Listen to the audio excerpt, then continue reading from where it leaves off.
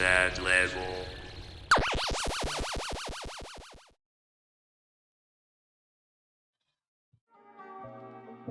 Oh yeah. Welcome back to the Play Level podcast on Pablo Man 44's live stream on Twitch.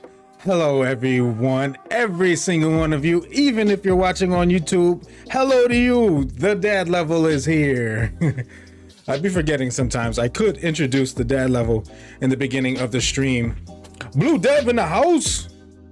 I could introduce the dad level in the stream in the beginning because this does all the time and every time get put on the dad level YouTube channel, which is my YouTube channel. So I should be doing that actually. I just haven't. Let me charge.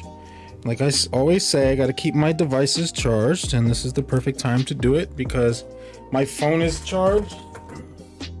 So let's keep my tablet charged. I am supercharged. We are on Curry watch. He is three pointers away from the record. I believe is it from tying the record or from breaking the record? Yeah, I was just saying that. I'm watching the game right now. It's on mute so it doesn't interrupt the stream, but I am on Curry watch right now. Is it like I was asking, is it 3 pointers away from tying or from breaking? Because they keep saying, they keep saying, you know, he's 3 pointers away from the record. Is that from tying Ray Allen's record or from breaking it? I don't know, but you know, I don't think he'll get it tonight. I totally wasn't expecting him to get it tonight because they're in Indiana, and I think their next game is actually a home game. Let me go on ESPN. They play the Knicks tomorrow. Oh no, it was Madison Square Garden. That's where it was. They was like, maybe he'll break the record in the Garden. And I'm like, oh, nobody cares about the garbage Madison Square Garden. They call it the Mecca of basketball because of New York City, but you know, the Knicks are trash. Anyway, basketball stuff. We can get into our scheduled programming here. So I can sit here and talk about how we're feeling right now. I'll start it off this time. I'll let you go second. I'm feeling upset. I'm frustrated. And, you know, those words that are synonymous to that. Because the Chicago Bulls right now have 8 players who are healthy, and that's it. So they had to postpone our next 2 games because we have that many players in health and safety protocols. It was like every day, one by one, another one, and another one, and another one, 2 of them. I'm like, what is this? It's crazy. But as my good friend, my good neighbor, my brother in Christ, Danny said, who lives across the street from me, glad this didn't happen in February. Because if you don't know, I'm going to Chicago in February to see a basketball game in the United Center. And I would like all of the players to be healthy and active and ready to suit up, you know? I don't want to be my first time in the United Center to be sullied by Zach LaVine isn't playing due to health and safety protocols. Lonzo Ball isn't playing due to health and DeMar DeRozan isn't playing. Nikola Vucevic isn't playing. I don't want to hear any of that. I want to hear the starting 5 get called as the 5 I came to see. Well, I came to see all of them, but you know what I mean. I need to see all the players for the starting 5 suited up, ready to go. Everyone on the bench who is playing active, who isn't, you know, being left out, because you know there's some players don't get to, they don't play everybody unless it's like a big blowout. Then they start emptying the bench, which I'm hoping it is. I would love to see a blowout. Close game would be fun as long as we win, but us blowing them out would be fun. Just please don't lose. I mean, win or lose, I'm gonna have fun. I'm excited to go to the arena for the first time. I will try not to make it my only time. So, you know, I just gotta, you know, spread it. It's my 40th birthday, so I wanted to do that something that I've been wanting to do for a long time. Some people, you know, they have a lot of big, you know, superficial, you know, dreams and wishes. They want to show off and do a bunch of crazy stuff that is just a waste of money. It's stupid. This is an experience, man. I've been a Bulls fan since I was a tiny kid, and I've been wanting to go to United Center and watch a basketball game. So that's what I'm going to do. So how you feeling today, Blue Dev? Oh, let me go back to the Warriors game. What is wrong with me? Tired? Yeah, I don't know. For some reason, I felt real tired today as well. Like I was studying for my quiz today, and I got real tired, and I had to go and lay down and take a quick nap because I'm like, I don't know why I feel this way.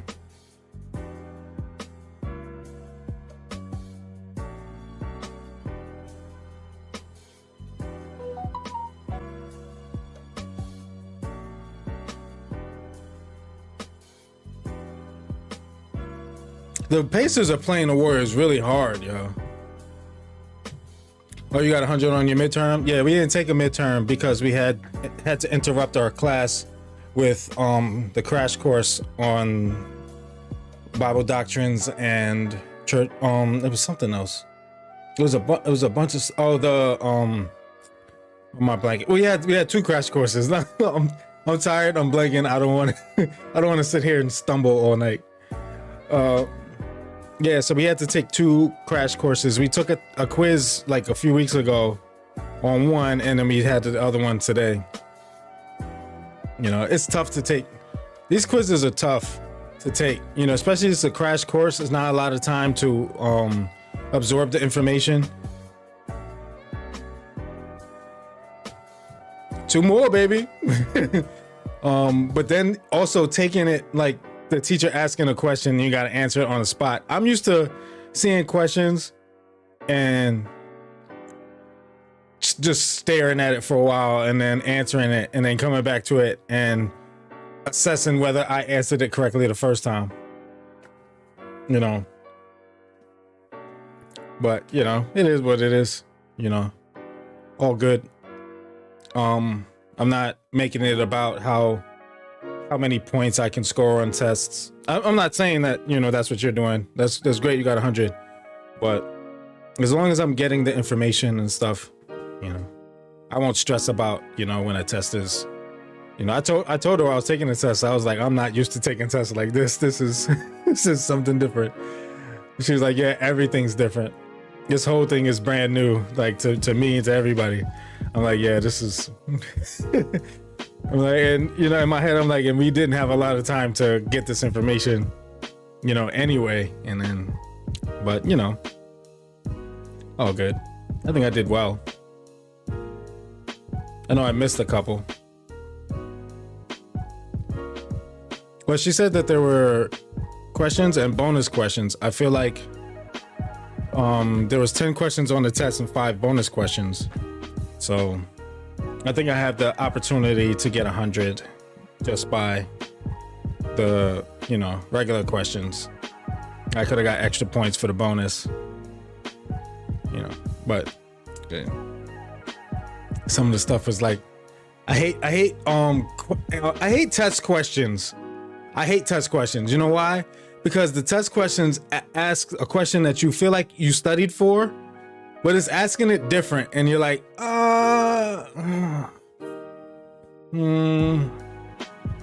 is this what I studied? Is the answer I'm thinking the correct answer, or is this one word changes everything? It's like 2 more to be the leader, 1 to tie the record. Uh-oh. He needs to get that record with a half-court bomb. Why is she calling my phone? She knows I'm on live stream. Hold on 1 second. I don't like interrupting the stream, but you know, let's see. All right. You're on the edge of your seat. I don't know if there's enough time. There's not enough time for him to. He could tie the record. They're up by 2. I don't think he'll be able to though. I think it'll be a foul situation. You know what I'm saying? I think they're gonna foul. They're gonna foul him and make him shoot free throws if he gets the ball. So I don't think it's safe to say that it's not happening tonight. Anyway, I don't want any more interruptions for my podcast. All right, I put this on YouTube and I have to deal with these interruptions. I'm like, should I cut that part out? Should I leave it in? It's organic. It happened. You know, sometimes it's like a lot of long pauses, me staring at something, trying to fix something, a bunch of and I don't want to. Yeah, they took Curry out. Yeah, he's not gonna break it tonight.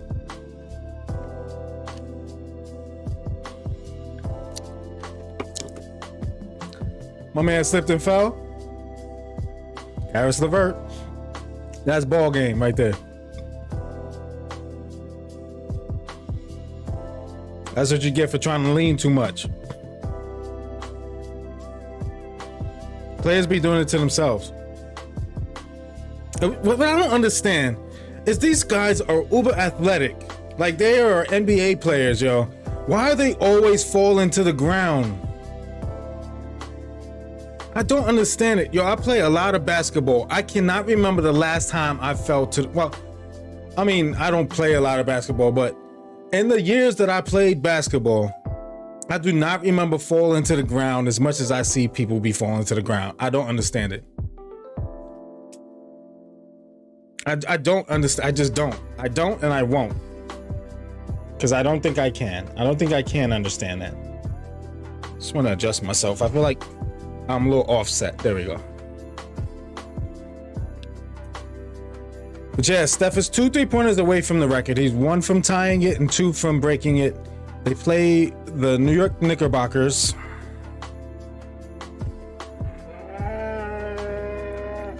tomorrow. So anyway, like we've been talking about how we feeling for too long. Feelings don't matter. Nah. Curry's back in. He's gonna chuck up a 3. He's gonna hit it. All right, ladies and gentlemen, before we go on to what we've been playing next week, we have 2.2 seconds remaining in the game. You guys will not see it because I am not trying to get shut down for watching an NBA game on live stream. I can watch it here by myself, you know, and just talk about it. Let's see what happens. There's 2.2 seconds left. They're gonna foul him. They're never gonna let him get the ball. It's gonna go, who's that? Gary Payton, the second?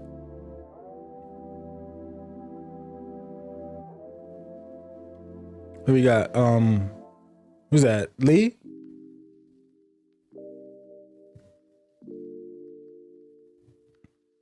They called the timeout? Yep. Okay. So, what have we been playing this past week?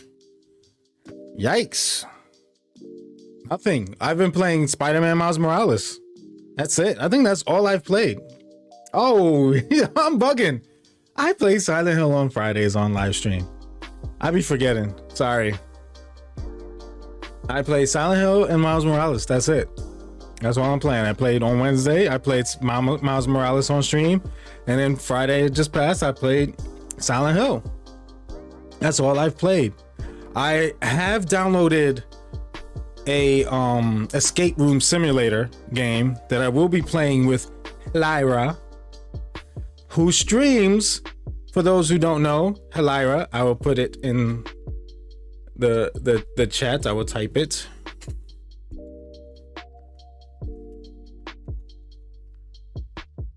So if you search that, oh, I'm sorry, I deleted too much.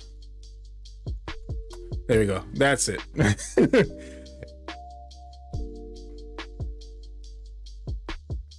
You're waiting till Christmas to binge play a bunch of games. So if you type in Halira, I do hope I spelled that correctly, even though I corrected my misspelling. I hope I still spelled it correctly. She streams Tuesdays, Thursdays, and Saturdays on my off days. And we will be playing together. I don't know if on her stream, but we both have purchased the escape room game and we will be playing. Yeah, I do want to play Godfall. I think I put it to download. I think I have it. I think I have it on the I think I downloaded it. I think I did press it to download. I added all. I first I add them all to the library to get that so I don't forget. I believe I downloaded Godfall. I will have to check. I'll check after stream. Because I don't feel like, you know, firing up the PS5 since I'm not going to use it at least for the time being. Yes, on Twitch. Here on Twitch. Formerly Milkusama, Milkudrama. I still call her that. I helped her last night with her stream setup, like the banner, her offline screen, her stream screen, like when she's streaming, set up her camera on it and all that. We still got some other things that we need to do, like her panels and other things that I haven't noticed if she's done them, but I helped her with a lot of stuff. So it's looking pretty cool, and I was proud to help someone out. So any small streamers out there, if you're watching, if you catch this and you need some assistance with some things, I don't charge much. I probably won't charge you at all. Depends on what you're asking me for. If you want me to make you something, then I'll charge you. I'm not a, you know, I don't do big graphic design stuff, but I did make the dad level logo, my flying Pablo that you see down there flying around. I did make that. I can make something, you know. I can hook you up with something, you know what I'm saying? The pick is a nurse. Yes, it is. It is a nurse. And the artist that she got it from, she says that she still has the contact information. So I told her to get them to make you a couple more, the same picture, just with a different outfit. I think that would be so dope to every now and then switch it. You know, some things that I don't do with my stream that I may start doing, like having somebody else to assist with gives me inspiration for my stream as well. So like she got her background, I have it morphing from day to night because she had the background for her overlay, one for daytime and one for nighttime, and she didn't know which one. She was just using one. I was like, you can use them both. Just have them, you know, go from day to night, like a transition. It's just whatchamacallit, a image slideshow behind you, and it's not taking any CPU. It's not killing your CPU, GPU, or nothing like that. It's just two pictures going from one picture to the next picture, you know, and you can set how long it takes for it to transform and how long in between transformations. And we did that and we hooked it up. It looks nice. So yeah. Besides, you know, streaming, playing, you know, Silent Hill and Spider-Man Miles Morales, that's what I've been doing, you know, and working and, you know, being a dad and stuff like that. But so 2K, of course, I know you're playing 2K. What else do you play, man? 2K. At least you're playing Genshin. I need to get back into Genshin, but you know, I can't stick on a game for that long when I have so many other games. Especially a game that I feel like, you know, that wasn't necessarily on my list of backlog. So I'm not gonna give it the time and the love that I could, because I want to get my backlog games like taken care of. I gotta get into Ghost of Tsushima again. I gotta get into Death Stranding again. I have them both, the PS5 versions now, so I have to get back into those. I want to play through Neo and Neo 2. I have them both. I've never played Neo 2 because I only played a little bit of Neo. And that game was dope. Like, I was having fun playing it. I was playing it in the motel when we were staying in the motel waiting for this house to be built, and I was enjoying myself. So I want to get back into it.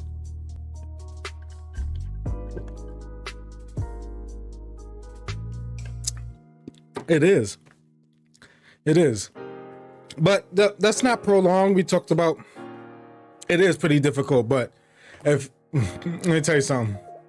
One of my stories today is about Returnal, and I think it's the second story. So we'll get into that in a second about difficult games, because Returnal is the most difficult game ever. I think ever the most. And people online act like it's not. They're like, oh, it's really easy once you get the hang of it. Yo, I got the hang of it. It's not. It doesn't get easy. Maybe once I pass this biome I'm in, it'll be easier. But the one I'm in is. Yeah, it won an award because it's an awesome game. It's one of the best games ever made. Like, it is freaking awesome. Like, the game looks beautiful. It's a crazy story. The feel Everything has all the elements, and it's different. And that's what I love even more about it. It's different than everything else. It's just hard. It's difficult. Anyway, where's my sound effect? Oh, the NBA game is over. Let me click out of that. Then I can click that. Anyway, let's go to the first story on the ledger. On the Heath ledger. No, not the Heath ledger. Why did it go up there? That better not affect where it is. All right. All right, give it to that level intro, and let's talk about our first story of the day. You knew this had to be the first story for me to talk about today. Halira, there she goes. Everybody, hello, Halira. Woo! She streams tomorrow. Are we gonna play the escape room on your stream, or are you doing something else? And don't use God and then lower G. Oh, so we're gonna do that on your stream tomorrow. Okay, there we go. All right, we shall play that tomorrow. I'm ready for that. I won't even try it out. It's gonna be a brand new experience for the both of us. So we're gonna have to find a way to incorporate. I don't know. We'll figure it out. Because there's a way for us both to be. But don't worry, I'm gonna record it as a video. And you're gonna do it as a live stream, so I'll be able to get your VOD for your side of it. So we'll be fine. I think. But yeah, this is my first story of the day, and you knew it had to be, because this one just jumped out to me and said, hey, this story's for you, Pablo. Here's a gift. New market survey finds that consumers heavily lean towards PS5 over Xbox Series X. Don't mess up my moment. Suck it, Xbox. Market intelligence. I'm sorry, I'm too giddy right now. Market intelligence and analytics firm DFC Intelligence recently conducted a survey to gauge demand for current generation consoles, and have surprisingly found that despite having no significant hardware differences, consumers lean heavily towards the PlayStation 5 over Xbox Series X. The survey was conducted between October and November and had nearly 3,000 respondents. The main advantages that consumers think the PS5 has over Xbox Series X are graphics and power. 54% of consumers who don't yet own an Xbox Series X said that they probably won't buy Microsoft's console. In contrast, only 34% of respondents who don't yet own a PS5 said they wouldn't buy Sony's new hardware. That means they're like, we just can't find one. That's why we bought a Series X, because we can't get a PlayStation 5. But once we find one, we gonna get one. Nearly 42% of respondents said that they plan to buy a PS5 to play games, whereas only 23% plan to buy an Xbox Series X. Woo. Arguably, the biggest issue Microsoft faces with the Xbox is the lukewarm desire for online services, wrote DFC Intelligence. Online services, VR, and a cool-looking system were the lowest rated feature among consumers. Price, power, and great games continued to be the main driving factor. The survey also found that consumers rated Forza 5 similarly to the upcoming Gran Turismo 7. Horizon Forbidden West had similar consumer interest to Halo Infinite. That said, the survey found that consumers were most interested in God of War Ragnarok and a sequel to Zelda Breath of the Wild. Of course. Though you morons, Halo Infinite sucks and Horizon Forbidden West will be way better. So again, suck it, Xbox. These are my weekend plans. That's an old controller, but I saw the shirt and I was like, I don't have this shirt. It's red. It's a PlayStation shirt. It's for me. So it doesn't matter what controller you have on your shirt. This matters the controller you have in your hand. As long as it's from the same brand, that's all that matters, man. And that rhymed and it was on time. Woohoo! I'm on a roll today. Call me butter. So yes, everybody wants that Zelda Breath of the Wild, right? But God of War Ragnarok is number one on everybody's list. Like, God of War Ragnarok has people in its clutches because that game is definitely going to be crazy. But I tell you, you know the game that I'm waiting for. There's a bunch. But of the announced, I won't talk about Silent Hill because it hasn't been officially announced, but we'll get into that. You know the game I'm waiting for is the Wolverine. I cannot wait. I will be getting God of War Ragnarok. Of course, I have every God of War except for Ghost of Sparta. It's either Ghost of Sparta or Chains Olympus I didn't get on PSP. Or I might have. It's just I can't find it. I did buy some games before and I don't have them all. Something, it's the thing about having kids. And I gave them access to the PSP, which is why it doesn't work. I destroyed my PSP Go. I take full.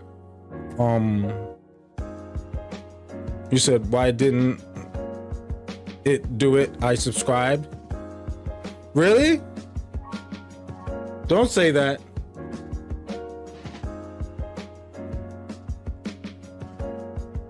Oh, maybe because. Oh, you know what? I probably worked on it for my regular stream, but not for the podcast. Maybe I have to fix the one for the podcast. I don't know if I did it for the main stream or for the podcast. I'll deal with that later. I don't want to do that on stream again. Sorry about that, but thanks for the sub. Oh yeah.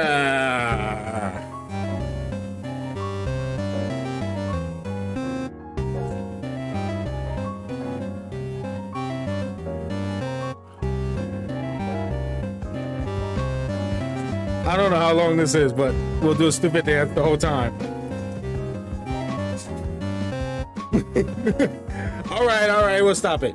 I mean, it's not the same. You got a personal dance. Bubble Man 44. You got the goofy dance. The goofy dance. The goofy goober. All right. So, yeah. Thanks for the sub. And, yeah, again, suck it, Xbox. Next story.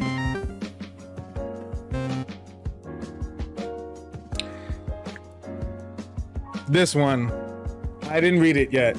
I just saw the headline. I was like, this is hope this is something for me that I've been needing, because Returnal, I keep saying, I will tell you, it's one of the best games you'll ever play in your life.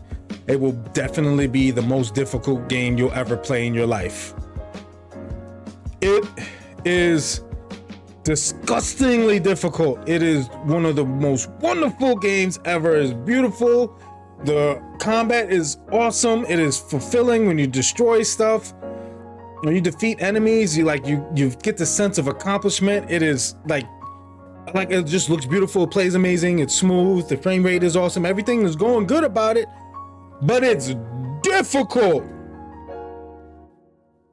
Returnal might get more save options to customize campaign experience.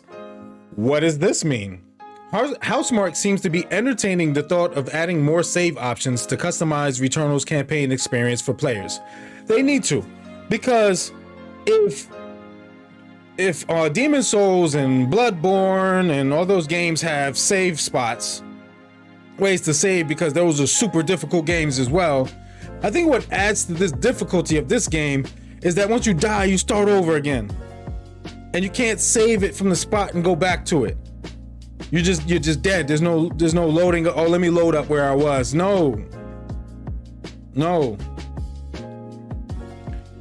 That's according to Housemarque's Harry Kruger and Mikhail Havery, who told Edge magazine via the loadout that due to a positive response to the recently introduced suspend cycle system, which helps but not really, didn't really help, Returnal developers may allow for some options in the future for players to customize that single run experience.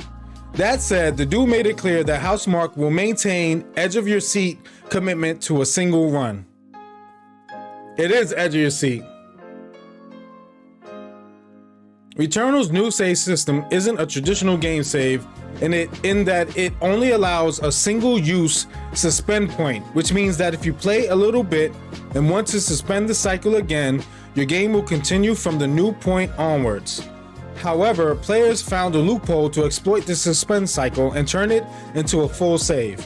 Following the discovery of the loophole, many took to social media to express how much they enjoyed playing Returnal by utilizing the full save exploit. I'll be very surprised if Housemarque didn't notice the discourse, which also ended up spurring multiple headlines. We'll update our readers if Housemarque announces another update. In the meantime, keep an eye out on tomorrow's Game Awards because, this is an old... Oh, how did I miss this? This was not in the list. This is the same website I used. Trust me, this was not there. Well, this came out before the Game Awards. Maybe it got lost in the shuffle of a bunch of headlines, but this I needed to talk about because I need it. I need it to be better than this. I need a better save option than this. I need an actual save option. And I'm gonna research this exploit to see if it'll help me out. I'm going to do it. Yes, Bloodborne is really hard, but let's move forward. I like this next story. Official PS5 console covers and 3 new DualSense controller colors coming January 2022. A purple one. Yes, it comes with they have new colors coming out and console covers. My console is already black, but I can get the red one to match, my other controller. Wherever it may be is over there in my controller parking lot. I have a controller parking lot over there, a bunch of controllers over there. They have that bright blue one. That is a nice blue. I'm pretty sure you'll get that one. I'm pretty sure you'll get that one. Now, let's see. After months of speculation and cease and desist letters to third-party companies, Sony revealed their first official replaceable covers for the PS5 console. There will be 5 different colored covers available, all of which will match DualSense controllers of the same color. This means there has also been 3 new color variants of the DualSense controller announced. The 5 covers will come in Midnight Black, Cosmic Red, Nova Pink, Starlight Blue, and Galactic Purple colors. They're going with these kinds of superhero like names: Galactic, Nova, Starlight, Cosmic, Midnight. Together, they make up the Galaxy Collection. The first 2 colors will match the existing DualSense controllers in Midnight Black and Cosmic Red. The other 3 are brand new colors, and they'll be getting DualSense controllers to match them. All of the covers will be available for both this console and the digital-only console, and will simply click into place after the original white covers have been removed. An official console teardown video released in October 2020 showed just how easy it is to remove the covers and how simple it is to apply customized faceplates. It is super simple, trust me. I've taken it on and off to clean my console, and I took it off to paint my cover black. I already have Midnight Black, and I didn't buy one of those fake covers. I took paint to mine.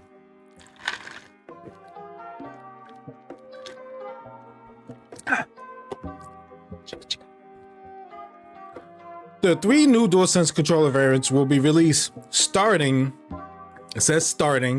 in January 2022. As for the console covers, the Midnight Black and Cosmic Red will also be available starting in January 2022 in the following countries: USA, Canada, UK, France, Germany, Switzerland, Austria, Spain, Portugal, Italy, Australia, New Zealand, Japan, China, Taiwan, Hong Kong, Singapore, Malaysia, Thailand, Indonesia, Vietnam, Korea, and the Philippines. The remaining 3 colors will also be released in those regions before the end of June 2022. If you don't see your country on the above list, don't panic, as Sony is promising to bring the covers to more regions throughout 2022. Sony did add that customers in the US, UK, France, and Germany would be able to get early access to some of these items if they order through PlayStation Direct. The Galactic Purple DualSense controller will be available from January 14th on PlayStation Direct before heading to other retailers on February 11th. Meanwhile, the Midnight Black and Cosmic Red PS5 covers will be available from January 21st on PlayStation Direct before arriving at other retailers on February 18th. Does not say the price of the covers, but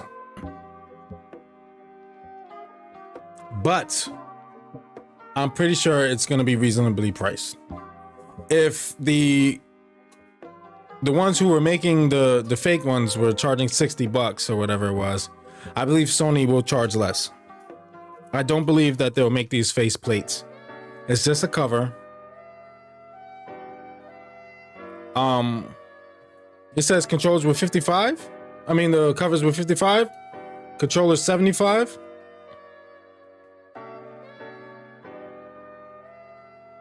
We got to get confirmation on this, because I know they were charging 60. The what was that brand? D brand? Somebody, one of those companies. There was a couple of companies.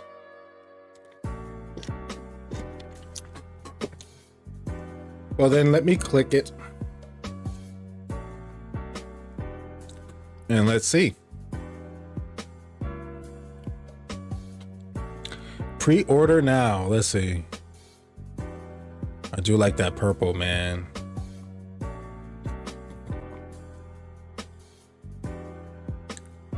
All right, the controller is $74.99.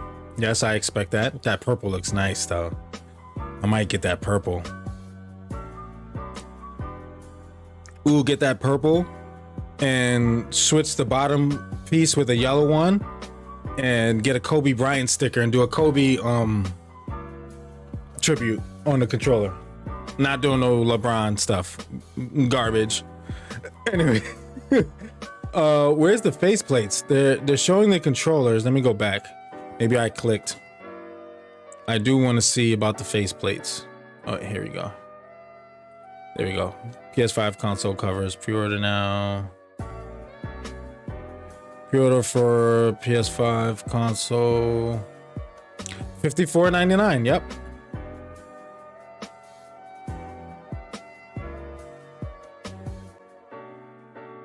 My console is already Midnight Black, so, and I don't plan on getting the Cosmic Red. I don't think I'll get it. Maybe. We'll see. It's $54.99 for the covers.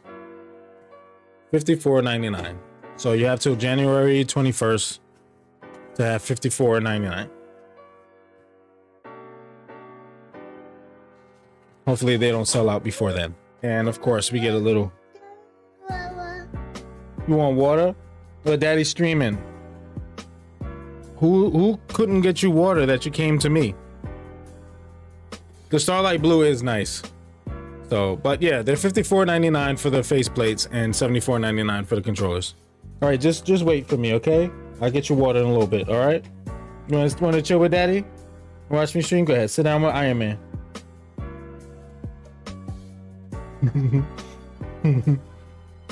Man, he's not feeling well again. Your immune system's gonna be rock solid. The older you get, buddy, watch. Cause he be running around, he be taking off his clothes. He likes being in just a diaper and stuff, so he surprisingly kept his onesie on all day. I guess he doesn't know how to unsnap it, it's too hard. It does. That purple though, like that purple is real nice. All right, so yeah, that's awesome. Next story. Court documents reveal Sony was planning on bringing PlayStation Now to mobile devices. What do you mean was? I know what they mean was, because now they're doing the merging of PlayStation Now and PlayStation Plus. I get it, but let's read on. According to recently uncovered court documents, Sony was planning to bring the PlayStation Now subscription cloud gaming service to mobile devices. The plans date from 2017 and would have made a plethora of PS3 and PS4 games playable on smartphone devices. However, those plans ultimately did not come to fruition, obviously. Oh, this is old. These plans are old. As spotted by The Verge, the court documents come from the Epic versus Apple trial, which concluded back in September 2021. In it, Apple reportedly had insider knowledge that Sony was planning to bring the PS Now service to mobile devices. Notably, the document listed PS Now as both a console and mobile subscription service. If plans had gone through, subscribers would have had mobile streaming access to over 450 plus PS3 games to start, with plans to add PS4 games at a later date. While this might sound too good to be true, PlayStation Now has evolved and streamlined significantly over the years. Previously, the service actually allowed subscribers to stream video games to PlayStation TV, smart TVs such as the Sony Bravia and Samsung TV, and even Sony Blu-ray players. However, Sony ended support for those devices in 2017 in order to focus on PS Now for the PS4 and Windows PC. Whether or not Sony had plans to add mobile cloud gaming support later in the year is unclear. It's worth noting that PlayStation Now does allow players to stream video games, but only to their PS4 and PS5 consoles. While not technically cloud gaming, it's also still possible to play PlayStation games on mobile devices through the PS Remote Play app. Of course, the app requires players to own a PS4 or PS5 in order to play the games. How would you feel about a possible PlayStation mobile cloud gaming app from Sony? Do you think it was the right move to focus on console development? Let us know in the comments below. Yes, it was the right move. And that's coming from me, who wants PlayStation Now on mobile. Because back then, it wasn't ready for all that. They was just doing 720p anyway. They wasn't doing 1080p streaming anyway. So the games wasn't looking that good. You know what I'm saying? And we needed them to focus on the right things to get the PS4 to be the monster it was. So I think they put their eggs in the right basket, and right now is the time where I think they're gonna, you know, I think they're gonna I think in either end of this year, in the coming weeks, or early next year, we will get some kind of boom, bang, blow, drop of PlayStation Now, PlayStation Plus merging together to form PlayStation whatever. something that's gonna be cool and cool sounding, cool looking logo and all that. And it's gonna blow our minds, because then finally they're gonna make, and you can download the app on mobile devices, PC, PlayStation 4, PlayStation 5. You can download it on your refrigerator, on your toaster. No.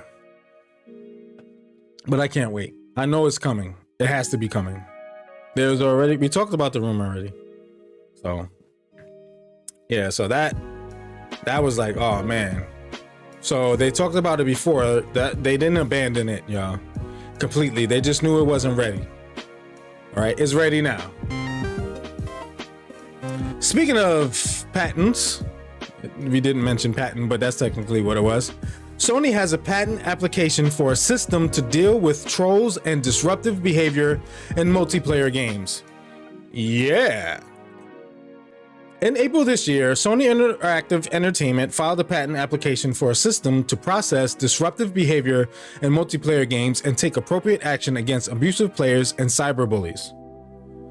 As spotted by Game Rant, the application was published by the World Intellectual Property Organization in September and claims that online harassment and cyberbullying was unfortunately becoming a growing trend in online video games. Commonly referred to as trolls and griefers, a disruptive player is described as one who deliberately irritates, annoys, and harasses other players within the video game. In some instances, the disruptive player will use aspects of the video game in unintended ways to disrupt normal play of the video game. Currently, game companies heavily rely on manual reporting and vetting methods. Sony appears to be testing a system that automatically identifies disruptive events and patterns of disruptive behavior. The method also includes applying a behavioral designation to players in the online gaming system. The application reads, the behavioral designation indicates whether or not a player is verified as responsible for one or more of the identified disruptive behavior events. The method also includes generating current real-time player behavior demographic data for a specified game space using the behavioral designations applied to players associated with the specific game space. That is a lot of jargon that a lot of people don't understand. The application further discusses allowable tolerance levels for such behavior. The idea behind this system isn't to ban players outright, but to discourage griefing by putting appropriate restrictions in place and streamlining the process of dealing with such players. The application contains a lot of technical jargon, exactly, but if you're interested, head over to Wipo's website. Wipo. Oh, Wipo. A beautiful name. So they do want to wipo out these idiots out there who's grieving. I'm the great Ella. No, I'm not gonna say. But yeah, they need that. We already heard stuff about, you know, people who are cheating. They're working on ways to get them out of there, ban them. So now it's for the griefers. Now the only problem I have with this is that they have to be careful that when friends play with each other and they're fooling around and shenanigans with each other, that the system doesn't identify it as griefing and, you know, put people on lists they shouldn't be on, and then you know, inevitably getting them banned from things when they were just, you know, messing around with friends. So they got it. I know they didn't say it's going to be rolled out now, it's just a patent, so I'm pretty sure they got that in their mind and they're gonna have to work out all that stuff. So yeah, we'll keep an eye on that, because that is pretty good. Because I got kids, I don't care, like people who grief, like only game I've ever like been frustrated like with people who griefing was Minecraft, because you know, I build a city, and if I didn't fix my access to make people not have any privileges when they come into my Minecraft world, you know, it happened where somebody came in and was just burning everything down, and I didn't notice it until it was too late. Luckily, it was a ported save, so I was able to report the save. So I was able to get the world back to, you know, the way it was. I didn't do anything new to it. I didn't add. I was just there, checking out, looking at it like, oh man, I remember this world. This was, you know, my primitive building skills, you know, back in the day. And, you know, I see the evolution of my building skills. And all of a sudden I seen stuff on fire. I'm like, what the heck? And I see some idiot running around burning stuff. I'm like, why are people like that, yo? So please hurry up and get this thing out here, because I know there's a lot of people who get really, really frustrated and things that they can't replace in game. And people say it's just a video game, but yeah, it's big to a lot of people. So stop diminishing its, you know, the gravity of it, and stop trying to act like it's something small because it's small to you. To somebody else, this is a lot. This is their life changer. This is their lifesaver. They were in a bad situation. Things were going crazy, and they went and played video games, and life got so much better for them because then they had a better outlook on life. They said, okay, I can have fun in the midst of my chaos that's in my life. And this was their outlet, and somebody goes and be griefing on their stuff and destroying stuff. It could really ruin a person. So yeah, get them people banned. Just do it right. All right, next story. PlayStation partners with Family Video Game Database, which helps parents' understanding of games. I wanted to read this. I didn't read it. I wanted to read this because it's about parents and stuff. I'm a parent. Sony Interactive Entertainment has announced that its PlayStation brand has partnered with Family Video Game Database, a popular database among parents to help them develop an understanding of video games and navigate their children's gaming experiences. The database is the work of Andy Robertson, author of the book Taming Gaming. The Family Video Game Database is a wonderful platform to help parents and guardians navigate the world of video games, and we are excited to come on board as its first corporate sponsor, said Sean Whitcomb, Director of Trust and Safety at SIE, Sony Interactive Entertainment. At Sony Interactive Entertainment, we want everyone to have a joyful experience on our PlayStation platforms, so it is important that parents make informed decisions when playing video games. From using parental control settings on our consoles to choosing games that work best for them and their families. Very true. With Sony's help, Robertson plans to expand the family video game database to make it easier to use for parents. Additionally, he plans to do more in the area of accessibility. One of his plans is to enable game developers to contribute to the database and highlight accessibility features and settings in their games. Family Video Game Database is still in its infancy and already has an average of 15,000 visitors daily. I need to check it out. Let's see, can I click on that? Will it take me to it? Okay. That's the website right there. I will keep that as it's in my history now, so we'll check that out later. All right, that's pretty good. That's a nice thing that Sony is doing. That's actually smart. A lot of parents need to be informed about the video games and stuff, because I don't want to hear no more of this junk about, little Billy shot those people because he played Call of Duty so much. It's what influenced him. No, it did not. No, it did not. All right. In Call of Duty, it's a game about war. We learn about wars in school, and we learn about wars in elementary, junior high school, and college. There are movies with way more violence, and it's real people. It's not a video game. It looks like real people. I mean, these video games are looking more real as it is, but that means that it's not there yet to the point where you can't tell that it's fake. All right, and it will never get to that point because it will be on your TV. Even if you're in VR, you know you have the headset on. Immersion is different than understanding. So you're immersed in the game and you're like, oh wow, this seems so real. That word is a big word, seems. It means a lot. So just because it seems doesn't mean it is. We know it's not. So we know what the real life is, and we know what video games are. They're totally different things, just like movies and music. They're all totally different things. If you're not guiding your kids in life, period, then that's when they start doing the crazy stuff. So we had this conversation the other day. Stop sheltering your kids from everything and explain to them the crazy things in life, the weird things, the inappropriate things, the things that you don't want them to be exposed to from the world. I'm not saying have them sit there and watch pornography with them.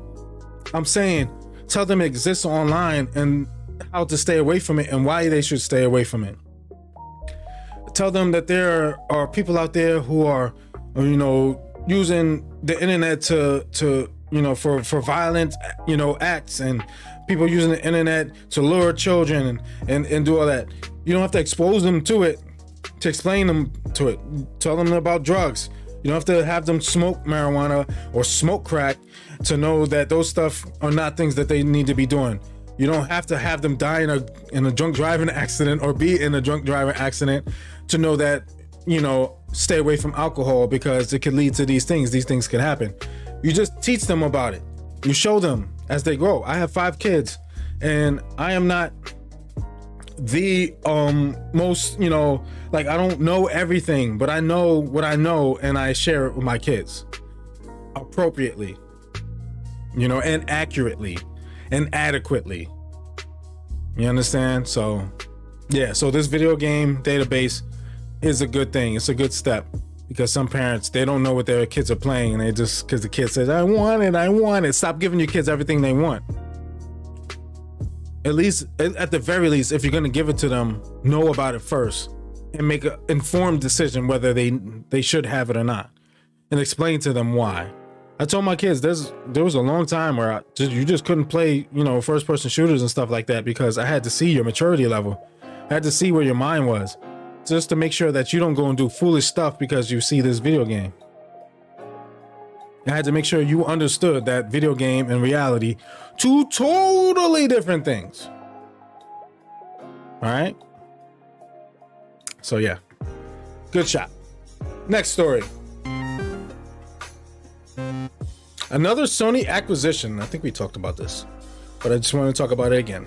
I'm not sure if I talked about it. Sony acquires Valkyrie's Entertainment for invaluable contributions to key PlayStation Studio franchises. Welcome to the family, Valkyrie Entertainment!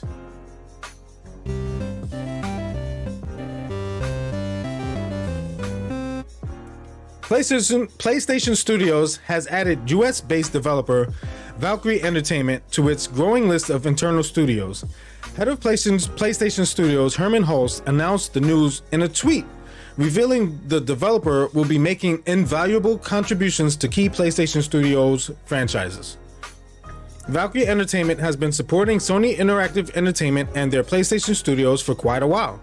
They've previously helped Sucker Punch Productions on Infamous 2, Eat Sleep Play with Twisted Metal, and Santa Monica Studio with God of War. They're currently assisting the latter in the development of God of War Ragnarok. Nice. They haven't always been a support studio though. They developed their own PlayStation exclusive title Guns Up that was released back in 2015. Other studios have also benefited from their assistance. They've worked on current PlayStation Plus offering The Walking Dead Saints and Sinners, as well as Valorant, Halo Infinite, Forza Motorsport 7, League of Legends, Legends of Runeterra, Ark Extinction, Middle-earth Shadow of War, and State of Decay 2. They're working on the upcoming Vampire the Masquerade Bloodlines 2.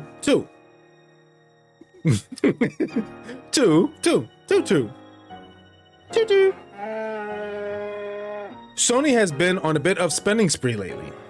Valkyrie Entertainment is the fourth studio to join PlayStation Studios this year, following on from Housemarque in June, Nixxes Software in July, and Firesprite and Bluepoint Games in September.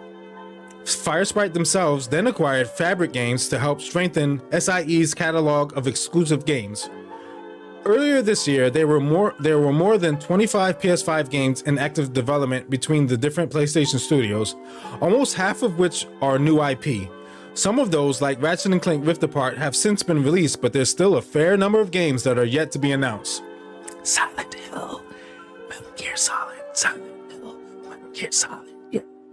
Not only is Sony planning on strengthening their console output, the most recent studio acquisitions will help them to deploy games to PC and mobile devices too. Telling you, PlayStation Now, PlayStation Plus merging together, and they're gonna have an app for it that you can play games on mobile devices.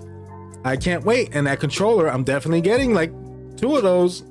Nah, they probably only come out with 1 color, but I'll get one.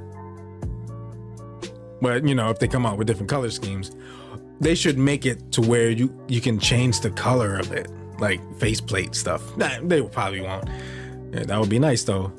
Right now the patent looks like the Dual Shock 4, but you know, it could end up looking like the Dual Sense very easily, and you could be able to switch out some of the stuff. You know what I'm saying? All right, let's not dream too big. Let's just at least, you know, let's let them announce, you know, the app, and you know, officially announce the controller. So yeah. According to Sony's chief financial officer Hiroki Totoki, they plan to continue to aggressively invest in our development capability going forward. Sony has denied they're in an arms race with other companies like Microsoft to acquire companies, but bearing in mind the last studio acquisition before this year was Insomniac Games in August 2019. 5 studios in a single financial year is quite a bold move. Hey, yo, they trying to lock it up. They not in a competition. They already know that. They just trying to lock it up. That's like, you up by 30, why you still got Steph in the game? Cause you want to win by 50. He's gonna hit a few more 3-pointers. You just want to lock it up. You know what I'm saying? You just try to lock it up. They beating him down. That's what they doing. That's what they trying to beat him down. All right, and I get it. I'm all for it. I'm a PlayStation guy. Next story. Oops, I'm in the bottom of it. Sony recently showcased a VR headset prototype featuring 4K OLED micro display. Exactly, they do make bold moves. They're not trying to make the moves that people are, you know, expect Microsoft to try to have a beefier console because they're like, we want it to be the best place to play. Only want the best console, like as far as the specs go. It never looks better than PlayStation's consoles, and it never really is better. And the games are, I'm telling you, they don't have good games. They just don't. As first party studios, they suck. Now Hellblade is one of those, is the first game that shows you that they had to buy external studios before they can make, external established, like the game was already established as a really good game. The first Hellblade, like it already looked good. It had all these things that it did for gaming or whatever, so they were like, oh, we gotta get them because we can't make good games and they already make a good game. Let's make their second game exclusive, even though the first game was not. Even though the first game was not exclusive. You understand? They couldn't do like how, how like the Yankees have their farm system where they farm up all these excellent baseball players. They farming them up.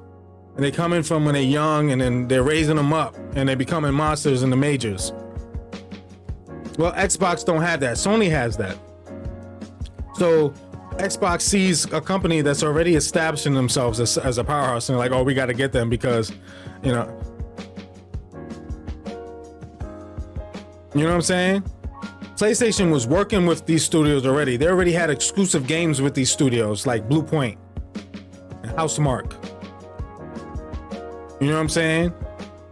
So they were like, yeah, I mean, you're making it for us anyway, and our relationship is awesome, so let's make it official.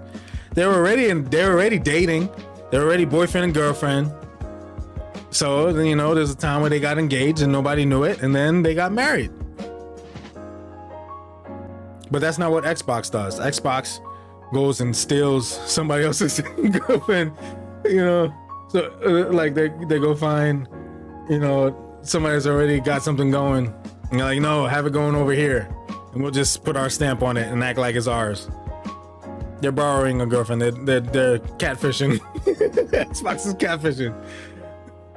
They don't have monsters in the majors. They don't. Like Senua looks like a really good game, but like I said, the first game was not exclusive. So that tells me they bought this company because they were kicking and screaming and they needed something. So you knew this was going to be a good game. You knew the next entry was going to be good. I can go right now on my PlayStation and play Hellblade. All right? Why can't I play Senua's like Sacrifice? Why can't I play Hellblade 2? Because Xbox doesn't care about legacy. Oh, this game's been on. Yeah, they did cheat. You know what I'm saying? But they suck. So, and they're dropping this game, and it's going to be in the race for Game of the Year with the likes of games like Ragnarok. Ragnarok comes out next year, right? Horizon Forbidden West. I'm sorry, you're not beating those. You're not. Ragnarok is going to clean house, y'all. Watch, I guarantee you, clean house.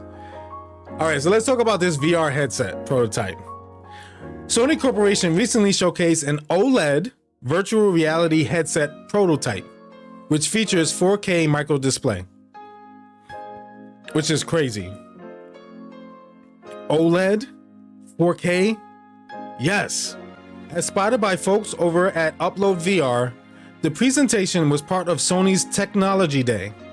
The prototype was made by the company's Research and Development Center, not Sony Interactive Entertainment / PlayStation division, which doesn't mean anything. Let's just get that straight. Just because it was the Research and Development Center and not Sony Interactive Entertainment doesn't mean anything. You have to have a Research and Development Center to research and develop this stuff, and then you bring it to the correct, branch of your business and say, okay, guys, we got this. How about this? This could be the first segue into Hey, PlayStation VR 2 with OLED, 4K, 8K possibilities. Like what? Imagine that.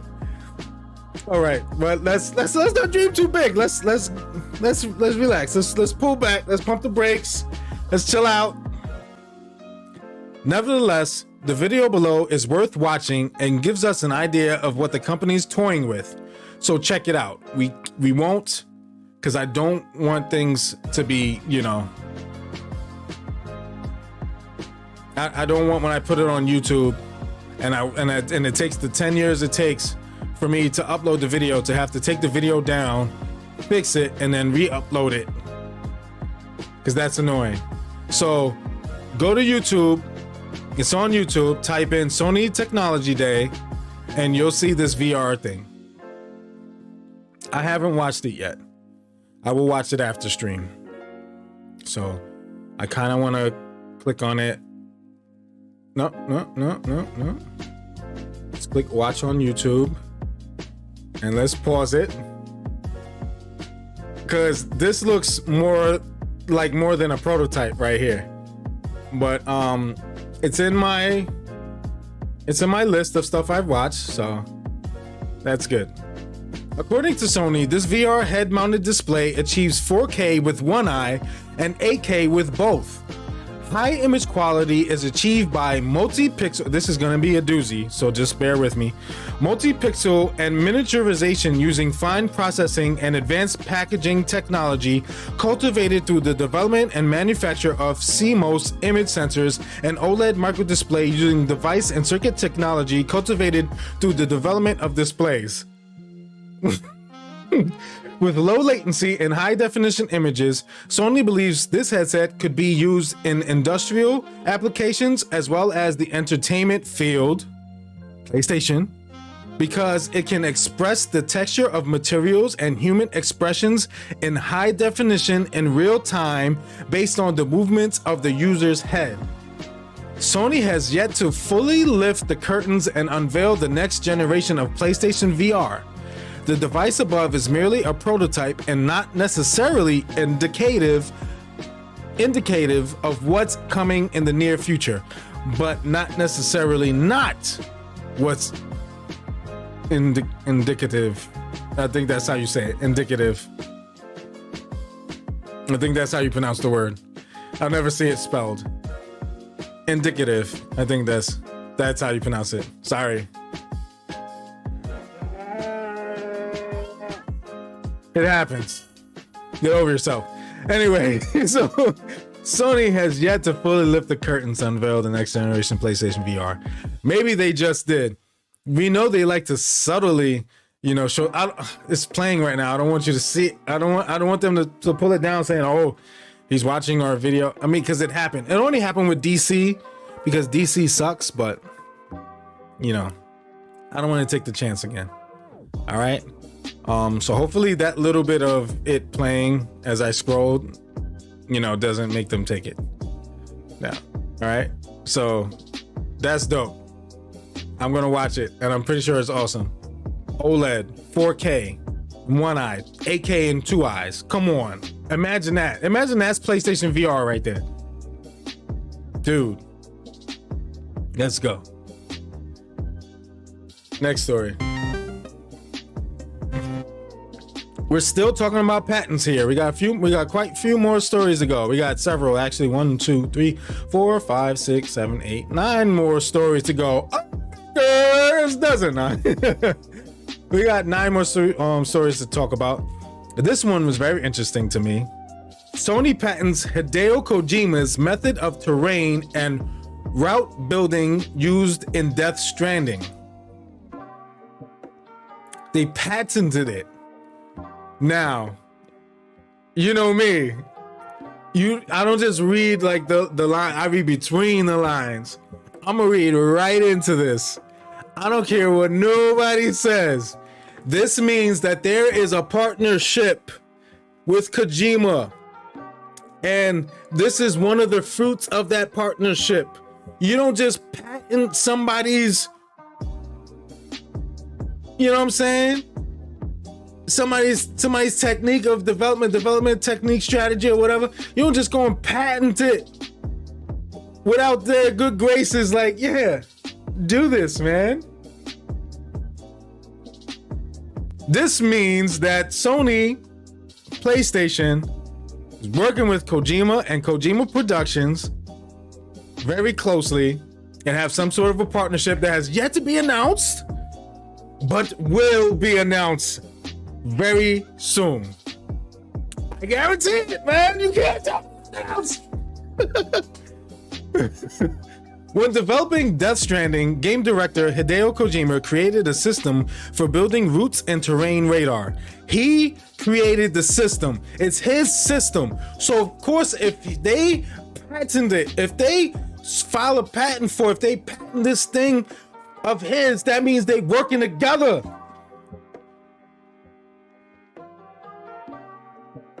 All right?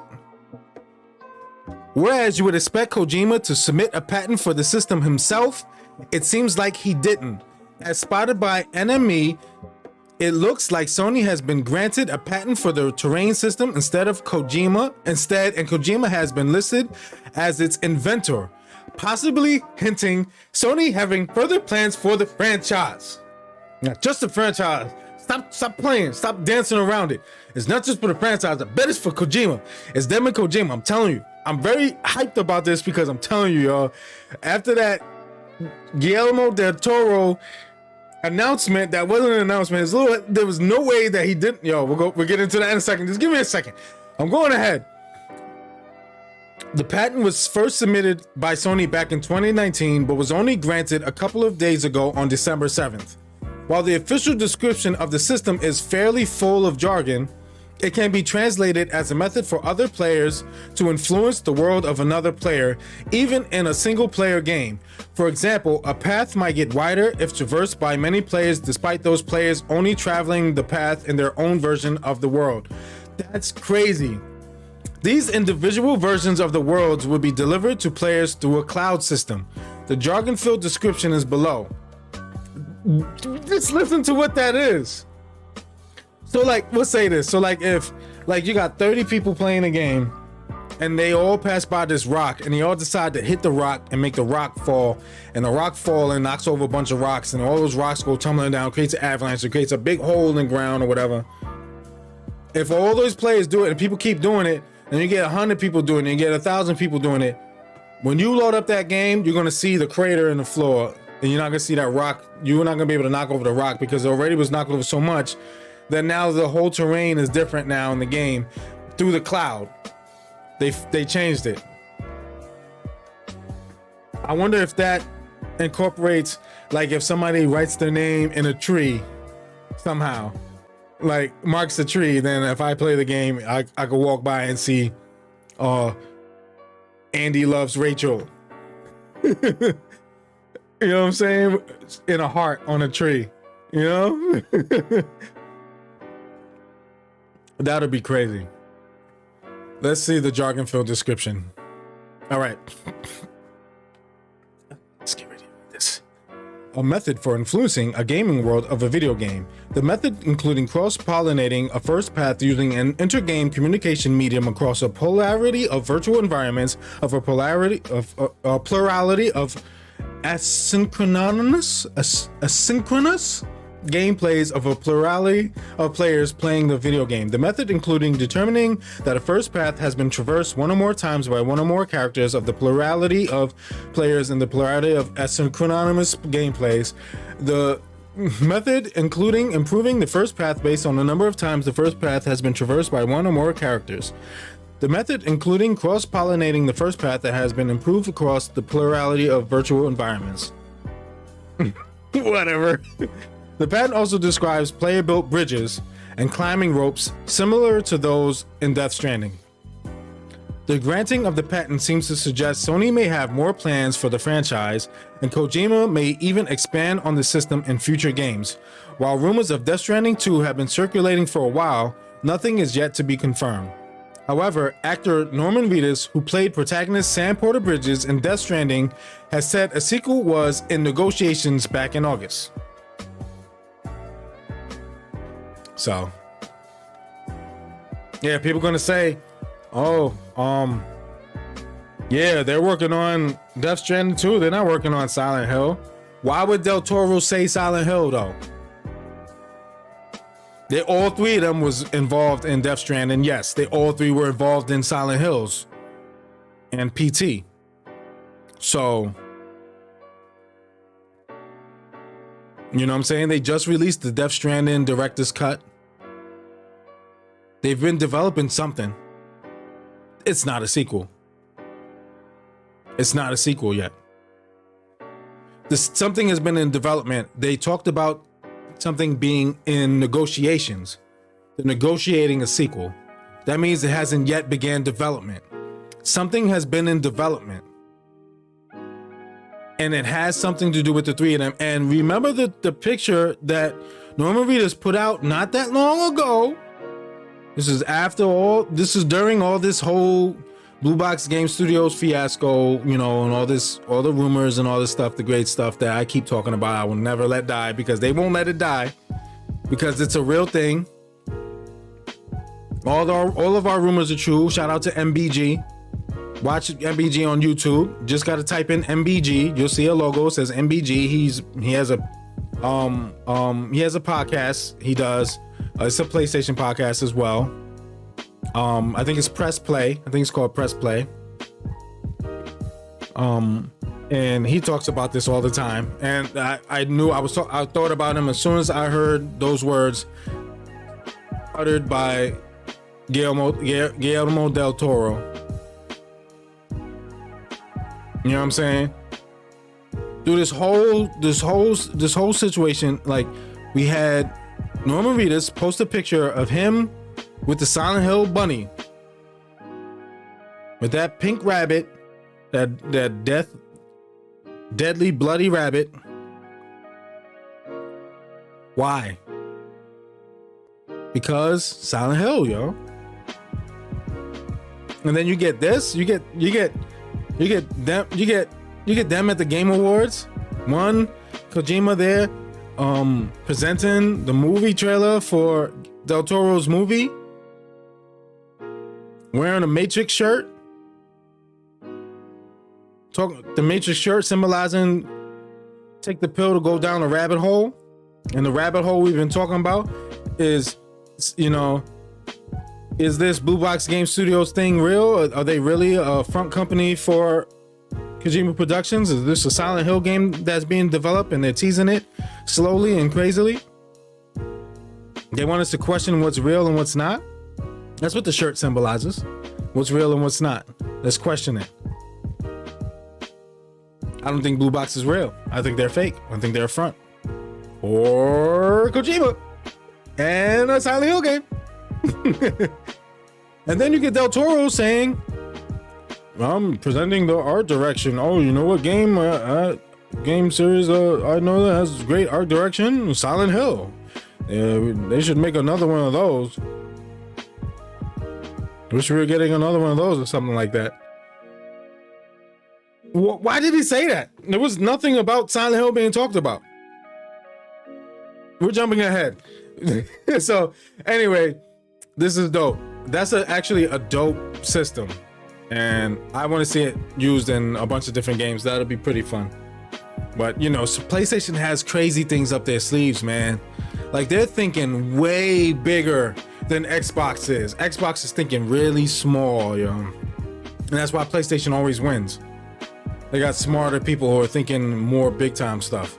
You ever watch those movies where you got that villain company that's always trying to destroy like the one company, and at the end of the movie, the one company like just completely obliterates them, and those people who were the heads of the other company end up being like janitors or something? Or, you know what I'm saying? That's what PlayStation does to Xbox every year. They sit there and let Xbox think it's the biggest console, the best console, or we're the best. And people are like, oh, Xbox is gonna win this shit. And then, oh, he fell asleep.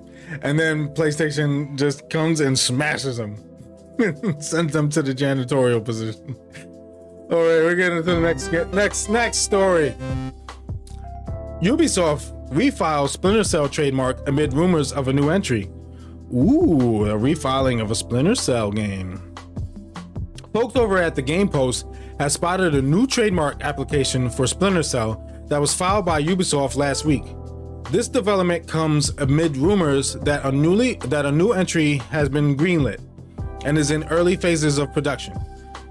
Report of a new Splinter Cell first emerged in October following a series of disappointments for fans who saw Ubisoft attempt to bring the series back in mobile and virtual reality form. Although the developer declined to comment on the report, it was backed up by Venture Beat journalist and insider Jeff Grubb, who revealed that Ubisoft tested a Splinter Cell style game in the weeks leading up to E3 2021. Then came the trusty Tom Henderson, who claimed to have heard from his sources that the upcoming Splinter Cell will be an open world game of sorts and will be a more stealthy version of Assassin's Creed.